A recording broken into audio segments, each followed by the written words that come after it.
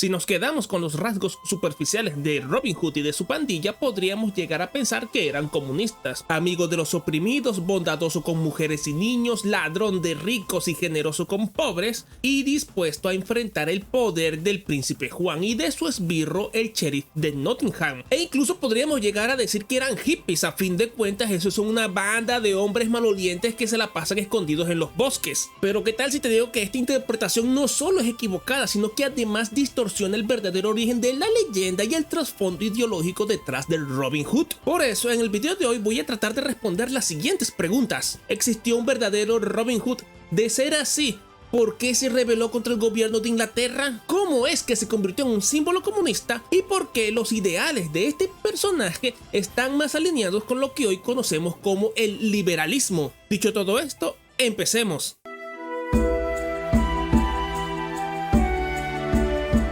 El manifiesto comunista comienza con estas líneas. La historia de todas las sociedades existentes hasta la fecha es la historia de la lucha de clases. Hombres libres y esclavos, patricios y plebeyos, señores y siervos, maestros y oficiales. En una palabra, opresores y oprimidos. Si analizamos la leyenda de Robin Hood bajo ese prisma, podemos llegar a la conclusión de que el personaje era un líder revolucionario. A fin de cuentas, tanto él como sus hombres alegres se dedicaban a robar a los ricos para redistribuir la riqueza entre el pueblo. Además, los cuentos dejan claro que Robin Hood no consideraba a la nobleza como superior a él, ya sea porque él mismo era un noble o porque no le daba valor a los privilegios de la casta. La idea de Robin Hood como uno de los primeros socialistas ha sido muy influyente. Ayn Rand, en su novela La rebelión de Atlas, lo tildó como un símbolo del mal, despojando a los productivos para dársela a los parásitos. Y en 1953, en el contexto del macartismo y de la persecución de los comunistas en Estados Unidos, Robin Hood fue considerado propaganda comunista por el estado de Indiana y fue eliminado de todas las bibliotecas escolares, lo cual provocó el movimiento de la pluma verde, una serie de protestas universitarias contra el macartismo y a favor de la libertad de expresión y religiosa. Al mismo tiempo, Richard Greene, un reconocido actor de teatro y cine, protagonizó una serie de televisión basada en los cuentos de Robin Hood, producida en Reino Unido.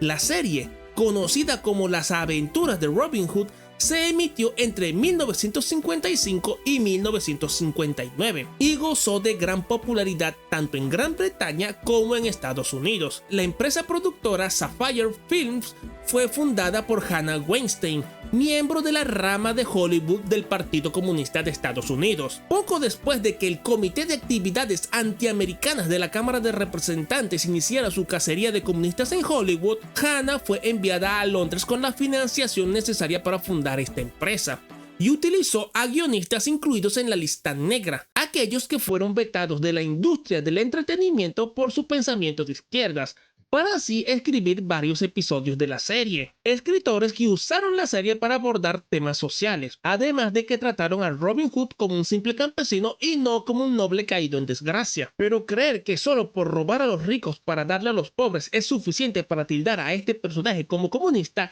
es no entender ni su contexto histórico ni la forma en la que se hizo popular en el pueblo británico.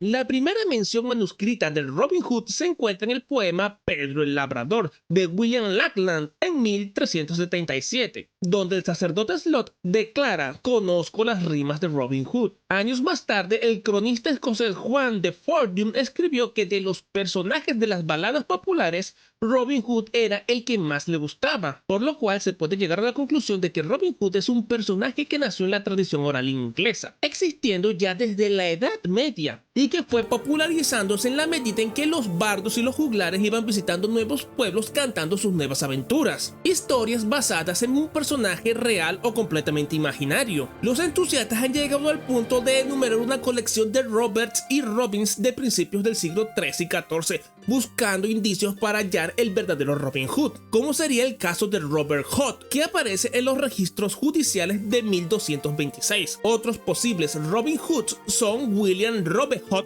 de 1262, cuyo nombre, según muestran los registros reales, se cambió a William Robin Hood, o el Robin Hood mencionado como portero de la corte del rey Eduardo II en 1323. Al menos 8 personas antes del 1300 recibieron el apodo de Robin Hood, de los cuales 5 eran forajidos o personas acusadas de delitos. Ya para 1262, Robin Hood había alcanzado tal nivel de fama que otros forajidos empezaron a llevar su nombre de apodo. La enciclopedia británica data definitivamente a Robin Hood en el siglo XIV, en el periodo anterior a la revuelta campesina de 1381, y la mayoría de las baladas de Robin Hood que conocemos hoy por hoy son todas postmedievales. Esto no impidió que el campesinado adoptara a Robin Hood y a su banda de forajidos como sus héroes, del mismo modo que la nobleza idealizó a la figura del rey Arturo y a los caballeros de la mesa redonda. A finales del siglo XVI, el personaje adquiriría un título nobiliario y tomaría el nombre de Robin de Locksley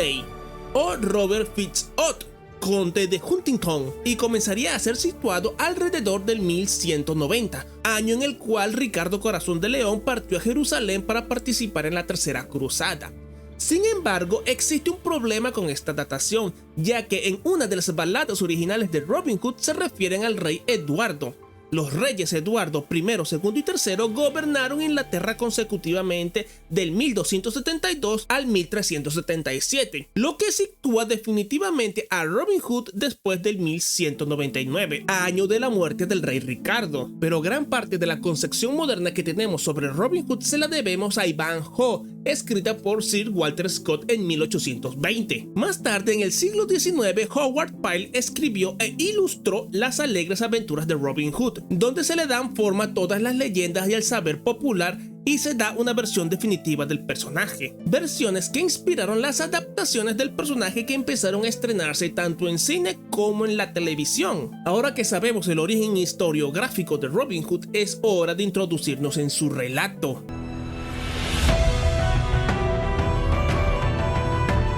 En algunas versiones de la leyenda, Robin Hood era representado como un noble acusado injustamente de un delito y obligado a huir al bosque, donde se convirtió en un forajido para luchar contra las injusticias. Por norma general, se le ubica durante el periodo en el que Ricardo Corazón de León dejó Inglaterra para participar en la Tercera Cruzada, dejando el poder en manos de su hermano Juan Sin Tierra. Y para darle más cimientos a este periodo histórico, hay versiones en las que el propio Robin Hood era un veterano de las cruzadas. Robin Hood era conocido por su valentía, astucia y férrea lealtad a quienes protegía. A pesar de ser un forajido, era considerado un héroe por la gente común, quienes admiraban su disposición a defender sus derechos y a luchar contra la opresión de los nobles y funcionarios que pretendían explotarlos. Uno de los elementos más famosos de la leyenda de Robin Hood es su banda Los Hombres Alegres, un grupo de hábiles guerreros que luchaban junto a él y lo ayudaron a cumplir su misión. Entre los hombres alegres se encontraban algunas de las figuras más emblemáticas del folclore inglés, como el pequeño Juan, un hombre gigantesco que era el mejor amigo de Robin Hood y su segundo al mando, Will Scarlet, un joven guerrero impulsivo de temperamento irascible, y el Fray Tuck, un monje corpulento, un hábil luchador y un miembro leal del grupo. Según las leyendas, Robin Hood y sus hombres alegres asaltaban los recaudadores de impuestos del sheriff, robando el dinero destinado a la corona y usándolo para ayudar a los pobres y necesitados. En realidad, ¿qué era lo que hacía Robin Hood? Le robaba al recaudador de impuestos, que venía de robarle el fruto de su trabajo a la gente honesta, que se lo quería llevar al sheriff de Nottingham. ¿Y qué hacía Robin Hood? Le afanaba esa plata al recaudador de impuestos, y ¿qué hacía? Se la devolvía a los generadores de riqueza originarios. Entonces, para empezar, en las primeras baladas de Robin Hood, que datan del siglo XIII o XIV, él no daba dinero a los pobres. En un comienzo, el botín de sus robos era repartido entre sus hombres en base al mérito de cada quien, lo cual tiene todo el sentido del mundo para una pandilla de ladrones. La única persona a la que ayuda económicamente es a un caballero que está a punto de perder sus tierras por las maquinaciones de monjes codiciosos e inescrupulosos de una abadía, misión que cumple porque le importa el bienestar de la gente, pero también hay otra motivación detrás de sus acciones, y es que este tipo de robos le divierten. La mayoría de las versiones de Robin Hood tiene sentido del humor, les gusta ser ladrones y le gusta ser bueno en ello. Una competición de tiro es un elemento básico en la leyenda de Robin Hood porque él posee un talento extraordinario con el arco y la flecha, talento que quiere exhibir,